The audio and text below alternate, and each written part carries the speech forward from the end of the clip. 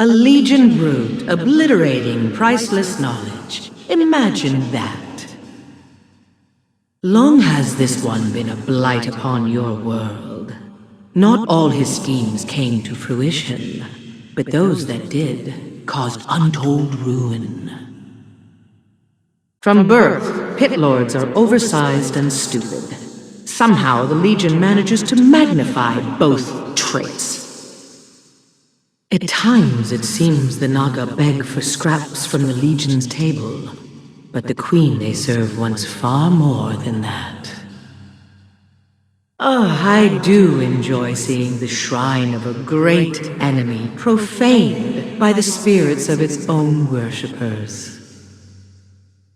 The haughty elves of old had such regard for their own spirits. Such a delicious indignity. Invaders messily corrupting other invaders. Typical.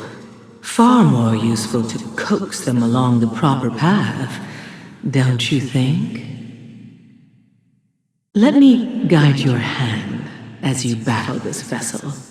Though it retains but a fraction of the fallen Titan's power, you will not survive its onslaught without my expertise. You must face the deceiver on his own ground, where he is vulnerable. Come, let us taste his soul.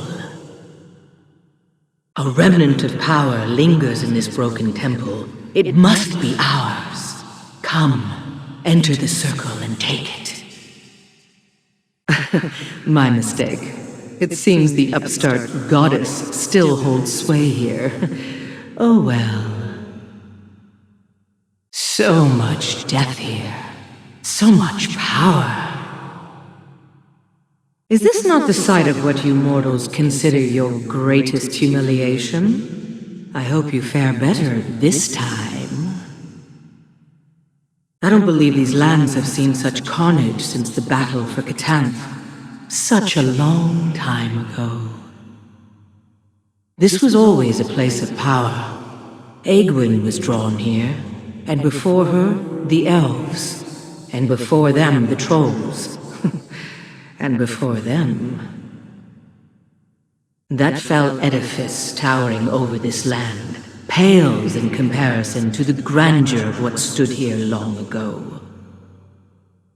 It was here, in ages past, that the god of the deep lost a great battle to the god of seven heads. But as was so often the case, even defeat ultimately worked in N'Zoth's favor.